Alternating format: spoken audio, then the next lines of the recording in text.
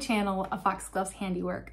Here on this channel, handiwork has no limits. As long as it's done with my two hands, you might see it here. Could be thrifting, crafting, DIYs, building, you name it. So today's video is making wool felted Easter eggs. So I have started venturing into needle felting. I really love working with wool. I'm interested in sustainability, living sustainably, reusing what we have, and wool is a natural fiber. And needle felting is such a lovely way of working with wool. And I thought, why not make some adorable little eggs? So these eggs are definitely smaller than a typical egg, but it helps to, to save on some wool. If you've been following along on my channel, you may have seen me pick up at Goodwill this bag of animal wool of undetermined origin. So coming from undetermined origin to determined location here in my house. So this wool is, I think it's pre-carded. See, I don't know all the words. I want to learn more of the things.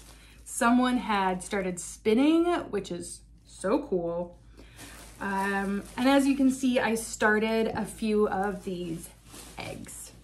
We're gonna start off with how to make one. How does this become this? What you'll need is a foam block, some needle felting needles.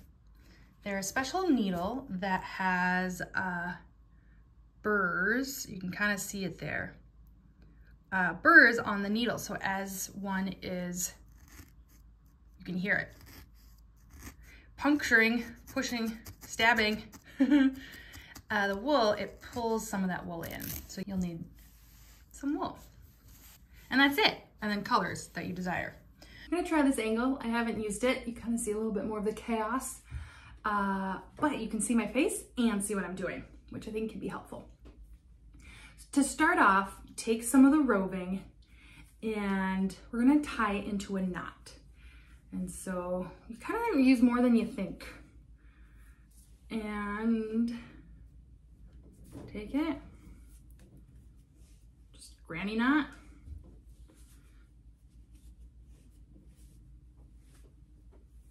And pull it tight. So this actually made a fairly small knot. I think, it's so fluffy. I'm actually going to knot it again. So I'd still consider myself kind of a beginner needle felter, but I love sharing. Now I'm the type of person that when I learn something, I want to share it with everyone. But I took a needle felting class and have been kind of experimenting with it this year.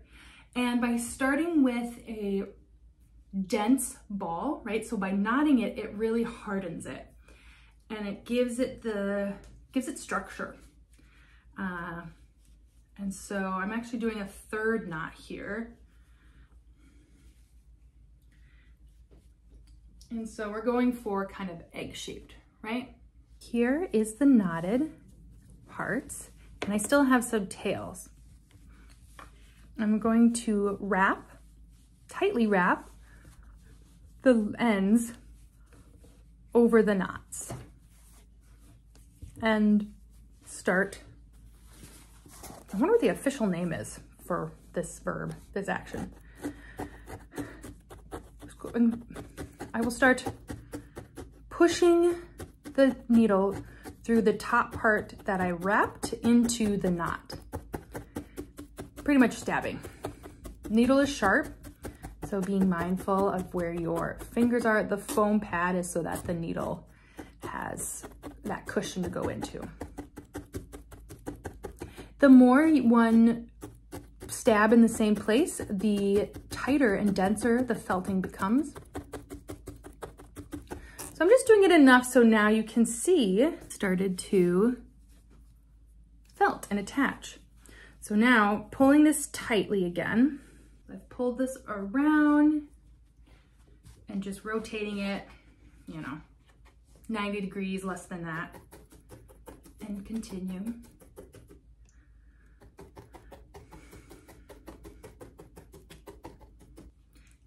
And just like the reason why we wanted a tight knot, wrapping the roving tightly around will help to create a dense felt or felted piece. An egg is a really great thing to start with because it's round. You know, some people do gorgeous animals that I follow on Instagram, and it's just, the work that they do is stunning.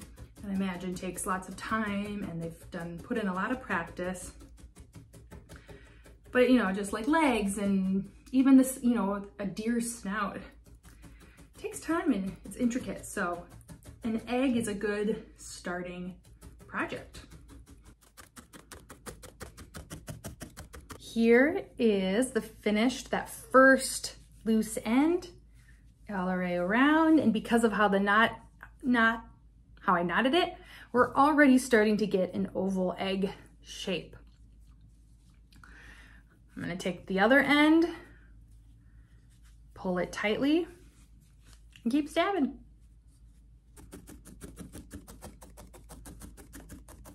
So I have been rotating this around, so it's not just being wound in one direction over and over again. Whoop. So I pulled this down, pull down this side, and then this will go on this side. It's helping to evenly cover my little egg. Kind of looks like a silkworm cocoon. Going down into it, but I try to kind of change the angles too so that the fibers just have different ways of felting, getting stuck together. Here is the end tuft. I don't think I showed you the last time. So I just kind of curl it over like I've been doing. Stab, stab, stab, stab.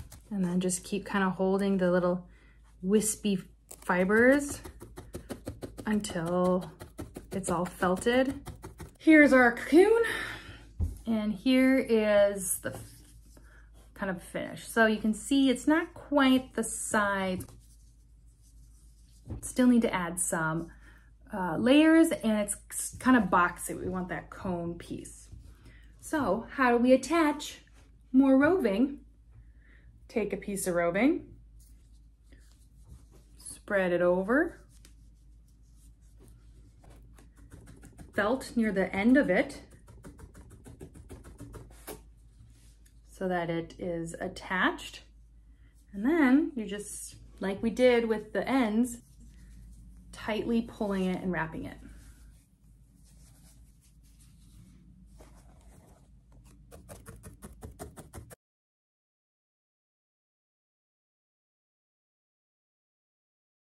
To get that cone shape, I'm going to angle it diagonally over. It's kind of hard to show, but now I'm wrapping more on the diagonal.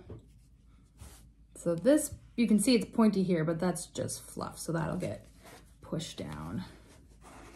Be tighter.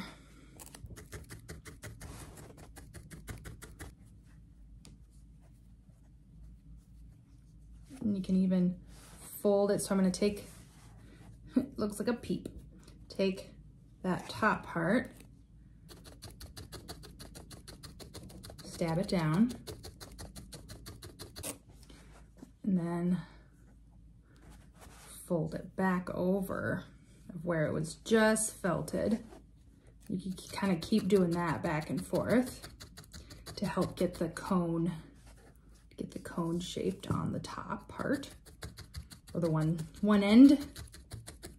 And I always stick it in the foam when I'm not using it. If I leave it on the table, there's a chance of me poking myself. We are getting more egg-like. This one's actually turning out pretty good as far as size. Something I have found helpful to get that kind of smooth oval look is rubbing the piece between my hands. Then I turn it kind of the north and south poles. This. I don't know if this helps, but it feels like it does. We're actually getting pretty good there. I might do like another wrap around. And as you can see, this one I've added green. So the left one here is the one that you've watched me make. The right one here is one I've already made. So they're about the same size. This one might be a little bigger, but you can see how the wool on this one is still kind of loose on it. On this right side, I've gone over it with the needle a lot, and it has a tighter, it's just tighter. Here, this one, it's kind of more, like I could pick this up and like pull it out, which obviously if I tried hard enough I could too, but there's less for me to hang on to. It's more tightly felted. The egg is done. So I have 4, oh, they're hard to hold up. 4 eggs. Oh, maybe I did this in white. I did come this way. And then this green one, which I've already completed with some tulips. Because soft pastels are a springtime fave, I'm going to cover these eggs in some colored roving. I ordered this from Etsy. Here is the different pastel colors other than green, because I've already used that. I think that'll be nice. I don't know if I'll use this peach. We'll see.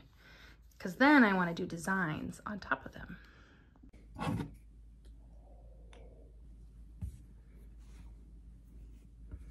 So just like I made the egg, take some of the roving, wrap it around a cover.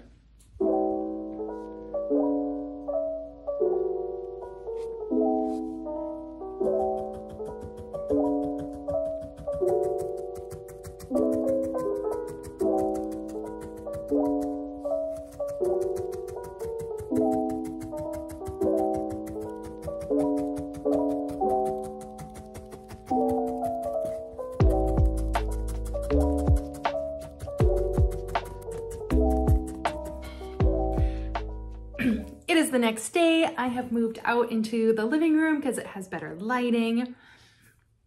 I lost my green egg. I don't know where it went. I have the blue, the 2 pinks, the white, or this white. I've started working on this one. I don't know where my green one went. So it just means we'll make more.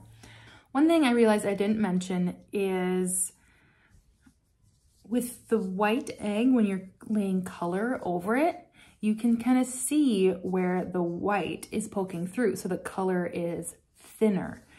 This darker pink egg, I definitely laid the roving thicker, like I used just more of it, and I'm finding that's giving a better coverage.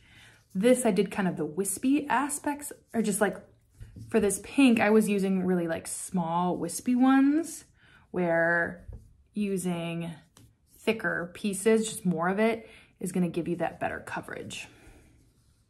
Pink is complete, both of them. Baby blue, and this white one, and another one. I guess the thing about making things that are round is that they roll.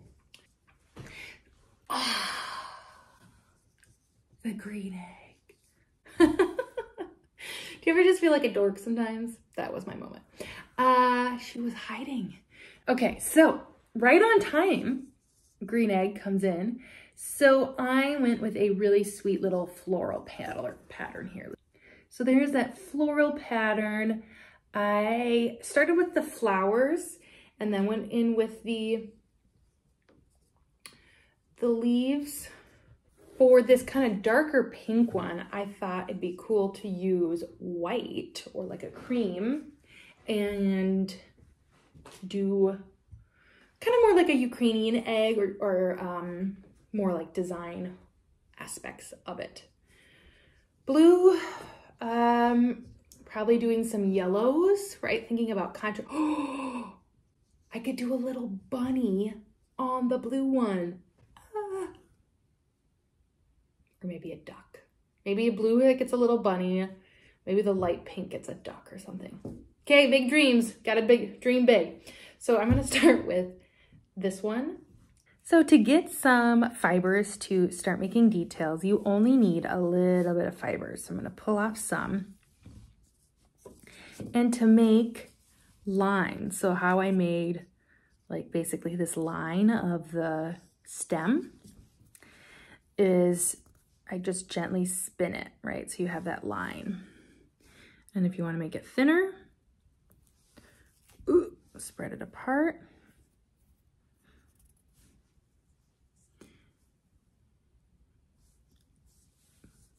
Lay it across where I want it, making sure it's straight. Since the egg is pretty thick, I'm not worried about puncturing the needle through the egg to hit the table. When I turn off the camera, I'll probably put it on the foam just for protection, but it's easier to see here without the foam on the camera. So I go very carefully stabbing the white. You can see I have my fingers holding the white in place. But unlike making the egg or covering in a color, which was kind of random, chaotic, quick stabbings, this is much more controlled, simple. And some of it's going on the top, some of it's kind of on the side, but just carefully, got my finger. So here we are starting our line. Luckily, wool felting is somewhat forgiving. So if you don't like the way it looks, you can gently peel it out.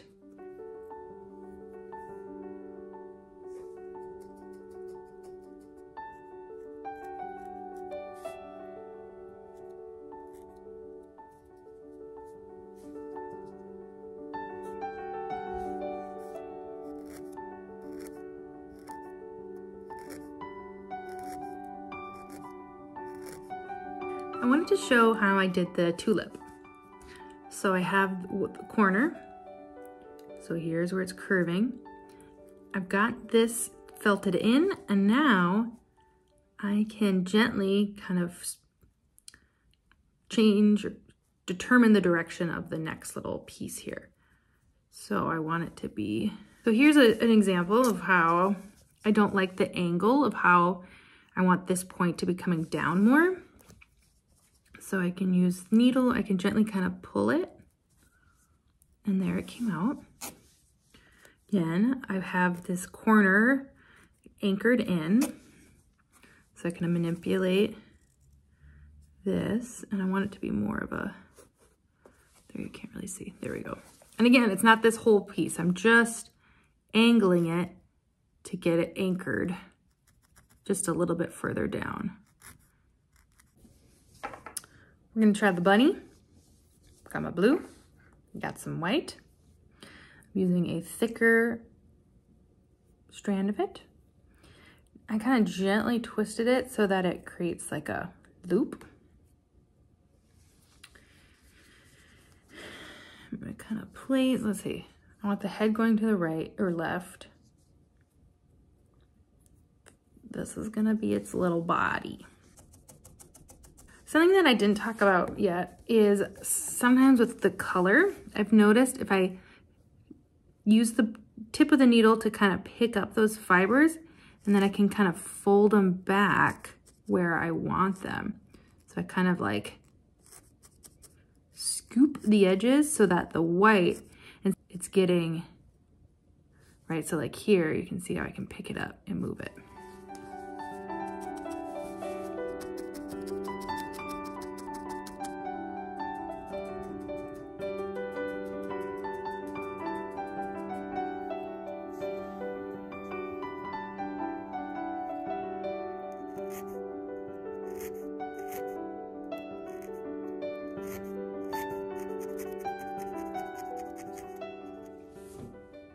It is now day 3 of this project, and boy, do I have some cuteness in store for you.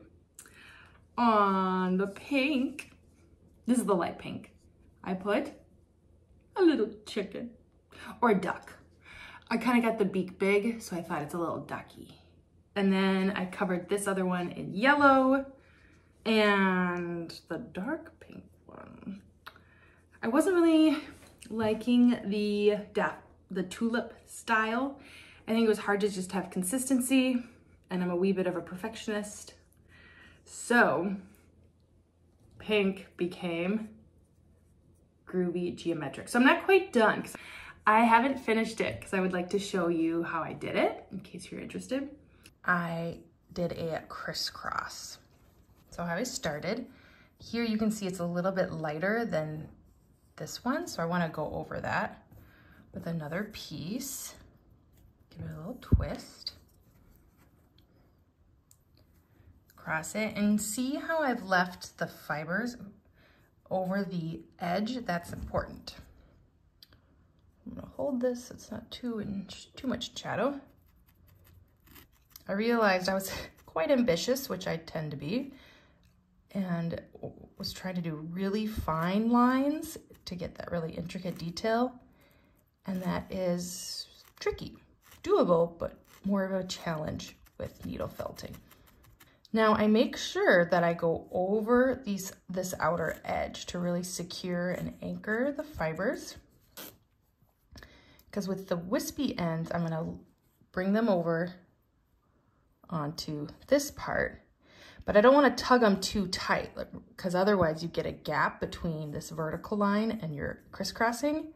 I really want it to look kind of laced together, or I don't want the gap. And there we have a nice, strong, bold line.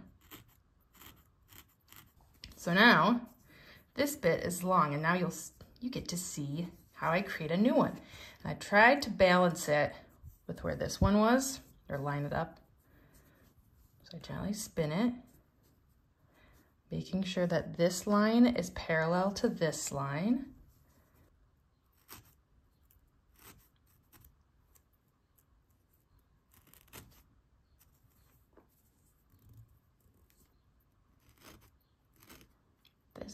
This tail end, I'm just gonna loop it, or felt it back onto itself to make this line just really bold. Now we need this cross. Take a little bit of fiber, twist it, cross it so that it's parallel.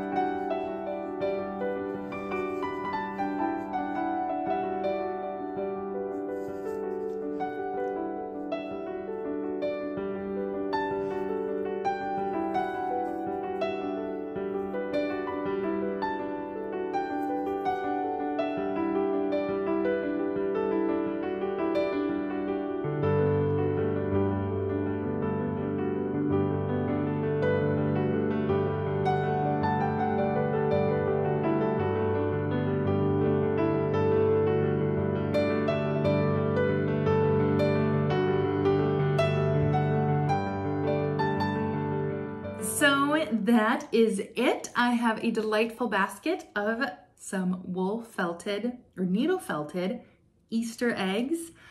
I am so happy with how they turned out. I experimented with kind of some geometric, floral, and I hope you are inspired to pick up some wool and some needles. I got my supplies from Etsy and then from a friend.